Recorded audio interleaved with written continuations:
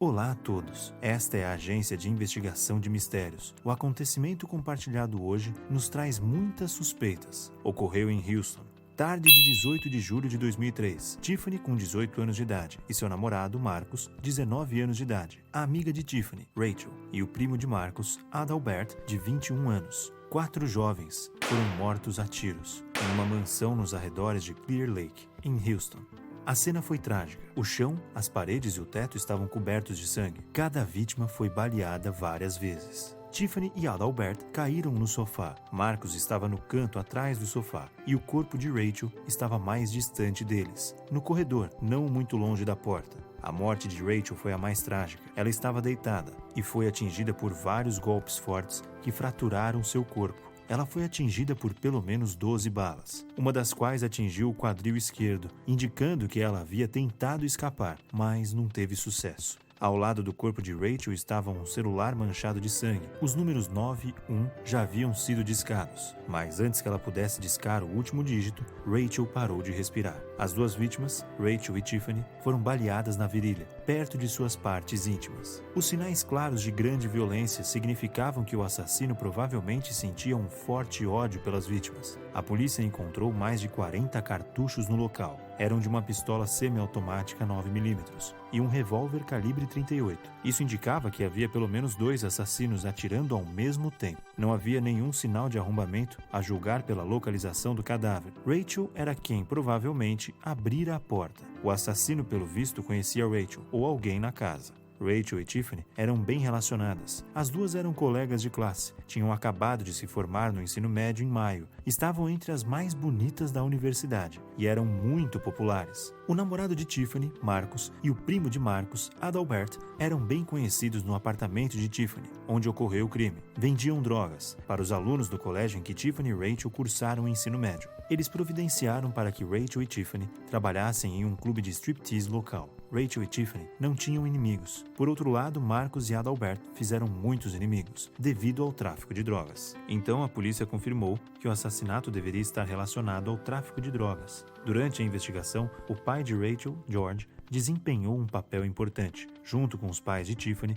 eles foram de porta em porta na comunidade perto da cena do crime para encontrar testemunhas. Eles também ofereceram mais de $100 mil em recompensas, esperando que alguém pudesse fornecer pistas sobre o assassino. Durante a visita, um vizinho forneceu informações importantes. No dia do incidente, ele viu um homem e uma mulher dirigindo até o apartamento. Os dois contornaram a vaga de estacionamento na frente da casa e estacionaram o carro nos fundos. O comportamento estranho chamou sua atenção. Então, ele olhou várias vezes. O que o impressionou foi que essa mulher tinha olhos muito grandes e usava um turbante preto, com a cabeça bem enrolada. De acordo com a descrição desse vizinho, Lois Gibson, uma retratista do Departamento de Polícia de Houston, desenhou um retrato do suspeito. A polícia divulgou o retrato por meio de programas de TV, painéis publicitários, folhetos e outros meios, na esperança de encontrar o verdadeiro culpado. Mas não houve nenhum progresso desde então. Em julho de 2006, 10 dias antes do caso completar 3 anos, a polícia recebeu uma ligação anônima de um homem. O homem não apenas descreveu a cena do crime, como também o local da morte de Rachel.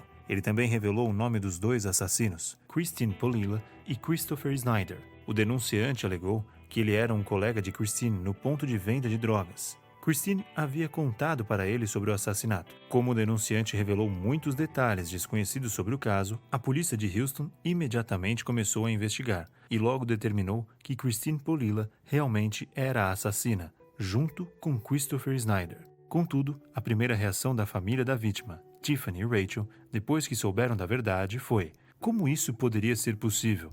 Christine, Tiffany e Rachel eram amigas íntimas no colégio. Até antes do incidente, a carteira de Tiffany ainda tinha uma foto dela com Christine, e no verso da foto ainda tinha uma mensagem de Christine.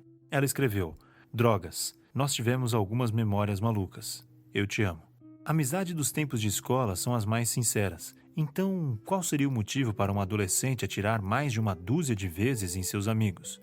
Christine Polilla nasceu em 31 de março de 1986 em Long Island, Nova York. Sua mãe, Lori, era dona de casa e o pai, Charles, trabalhava em uma construtora. Quando Christine tinha 2 anos, o tio dela cometeu suicídio. Pouco tempo depois, o pai dela, Charles, estava trabalhando em um prédio alto e foi atingido por tijolos que caíram e morreu na hora. Alguns meses depois, o avô e a bisavó de Christine também faleceram. Uma série de mortes na família deixou Christine, que antes era sensata, muito chateada. De acordo com a mãe, Lori, Christine uma vez perguntou: "Mamãe, eu não entendo. Por que as pessoas que amam se foram?"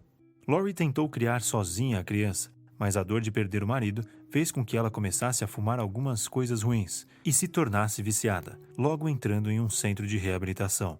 Assim, perdeu temporariamente a custódia da criança. Quando Christine tinha 7 anos, ela foi obrigada a se mudar para a casa dos avós. A dor de estar separada de seus pais não desapareceu. Christine também começou a ter problemas físicos. Quando ela estava no jardim de infância, foi diagnosticada com uma doença irreversível, chamada alopécia. Quando ela acordava todas as manhãs, seu travesseiro estava coberto com pilhas de cabelo e suas sobrancelhas e cílios também sumiam. A doença afetou a visão e ela precisou usar óculos de lentes grossas. Pode imaginar, a vida de Christine na escola não era fácil. Os colegas de classe riam dela porque ela usava óculos e peruca. As crianças andavam atrás dela, arrancando a peruca, zombando dela, dizendo que era uma pessoa estranha. Depois de entrar no ensino médio, Christine conheceu Rachel e Tiffany. Rachel e Tiffany estavam em uma turma mais avançada que Christine na época. As duas eram altas e bonitas, as garotas mais populares da escola. Sabendo sobre a experiência trágica de Christine, as meninas de bom coração estavam determinadas a ajudá-la. Transformaram Christine, fazendo ela usar perucas da moda. Ensinaram a como se maquiar, se vestir e usar lentes de contato. Também a levaram para se juntar ao clube da escola, para fazer amizade com outros alunos. Aos poucos, a aparência e a personalidade de Christine passaram por mudanças tremendas e, dessa forma, Christine completou a maravilhosa transformação, como de Cinderela. Além de Tiffany e Rachel, Christine tinha um amigo muito especial, Chris Snyder, que usava tatuagens e piercings, um corte de cabelo rebelde, uma corrente em seu jeans. Ele também fumava drogas. Quando Christine tinha 14 anos, ela teve um breve contato com Snyder na escola. Snyder foi posteriormente preso por assalto à mão armada. Depois de ser libertado da prisão, ele começou a namorar Christine, que agora tinha apenas 16 anos. De acordo com a mãe de Christine, Lori, e o padrasto, Snyder começou a isolar Christine da família e dos amigos, depois que os dois iniciaram um relacionamento, e tinha tendências emocionais abusivas em relação a Christine. Ele até foi à escola para encontrar Christine um dia, chegou a arrancar a peruca dela, deixando a menina envergonhada na frente dos colegas. Apesar de tudo isso, Christine parecia insistir neste relacionamento. Ela considerava Snyder como seu verdadeiro amor. No entanto, a família de Snyder tinha outra declaração. A irmã de Snyder disse à polícia que sua família queria ficar longe de Christine, porque ela costumava ficar fora de controle se Snyder olhasse para outra garota. Christine já começava a bater nele e ficar furiosa. Depois de cada discussão feroz, Christine dormia no gramado durante a noite, na frente da casa de Snyder, balançando a porta freneticamente de vez em quando, tentando entrar na casa, gritando como uma louca e ameaçando matar os pais de Snyder e toda a família. Ela também gostava da sensação de ser humilhada e menosprezada por Snyder depois de cada discussão. Ela pedia para que Snyder fizesse um ato violento, para puni-la. Snyder disse para a família mais de uma vez que havia apenas 2 coisas no mundo que o assustavam: a polícia e Christine. Depois dos dois cometerem o assassinato em 2003 e fugirem, Christine e Snyder continuaram juntos. Sob a influência de Snyder, Christine também se tornou viciada em drogas. 2 anos depois, Snyder foi para a prisão novamente por roubo e Christine também foi enviada para um centro de recuperação pela própria família. No centro de recuperação, ela conheceu Justin e o amor pelas drogas os uniram rapidamente. Depois de saírem do centro, os dois casaram-se imediatamente. Quando Christine tinha 18 anos, ela recebeu uma indenização pela morte de seu pai, de $360 mil. Esse dinheiro, antes, estava em um fundo financeiro, e Christine não recebeu até que se tornasse adulta. A enorme soma de dinheiro que caiu do céu mudou a vida de Christine. Ela não precisava mais trabalhar em um restaurante de fast food. Depois do casamento, Christine usou o dinheiro para comprar um pequeno apartamento e começou uma vida de casada com Justin, mas a doçura não durou muito tempo. Um dia, Christine viu um noticiário na TV, relembrando sobre os assassinatos de Rachel e Tiffany. Quando o retrato falado desenhado pela polícia apareceu na tela, Christine entrou em colapso instantaneamente e ficou andando de um lado para o outro na sala de estar, falando repetidamente: "Ai, meu Deus." Depois ela parou, olhando para o marido, perguntou: "Essa mulher parece comigo?" Depois, ela confessou tudo ao marido sobre o que havia acontecido 3 anos atrás. Ela insistia que era passiva. De acordo com Christine, Snyder pediu para ir com ele, para roubar dinheiro e drogas da casa de Tiffany naquele dia. Antes de entrar pela porta, Snyder entregou uma arma para ela. Depois que alguém abriu a porta, Snyder atirou imediatamente em Marcus. Então, a arma na mão de Christine disparou. Perdendo o controle, em pânico, ela atirou às cegas pela sala. Incapaz de pensar, chorava continuamente. Depois que eles deixaram a cena do crime, ela disse para Snyder que precisavam voltar e certificar-se de que todos estavam mortos. Então os dois voltaram para a cena do crime sangrento. Eles viram Rachel rastejando pelo chão, com sangue escorrendo de sua boca, tentando ligar para o 911 com o telefone celular. Christine descreveu que ela estava assustada e agiu estupidamente naquele momento. Pegando uma pistola, segurou o cano como um martelo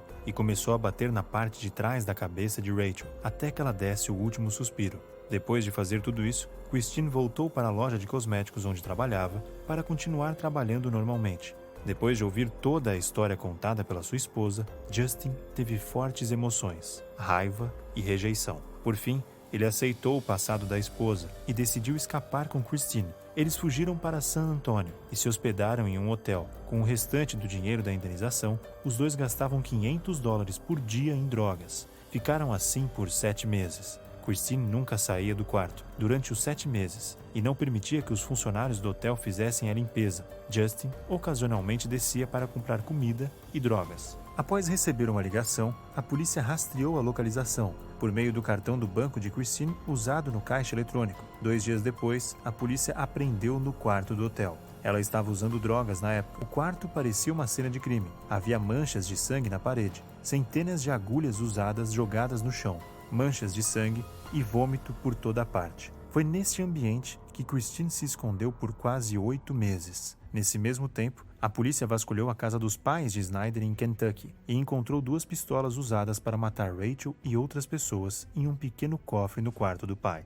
Os pais de Snyder disseram à polícia que alguns dias atrás, Snyder disse que a polícia o estava rastreando. Então ele pegou uma garrafa de refrigerante e alguns comprimidos, correu para a floresta para tomar os remédios e cometeu suicídio. A polícia encontrou seu corpo em decomposição na floresta.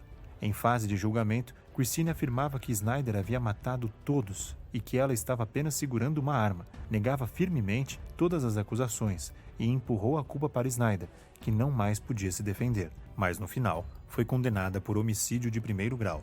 Setembro de 2008. Christine foi condenada por 4 acusações de homicídio. Por ser menor de idade na época do crime, ela não poderia ser condenada à morte. Então foi condenada à prisão perpétua, sem liberdade condicional, por 40 anos.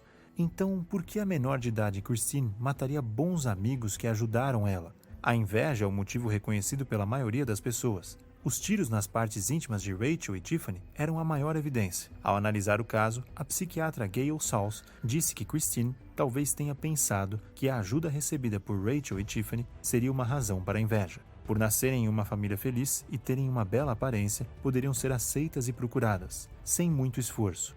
A infância trágica fez com que Christine ficasse sem carinho e amor familiar, de modo que quando ela cresceu, não sabia como aceitar a gentileza dos outros, mesmo da melhor amiga. Não conseguia tirar as sementes da inveja de seu coração. Essa inveja intensa acabou tornando-se ódio, levando a uma vingança enlouquecida. Espero que todos fiquem atentos ao ajudar os outros e fiquem longe das drogas. Isso foi tudo por hoje. Até a próxima.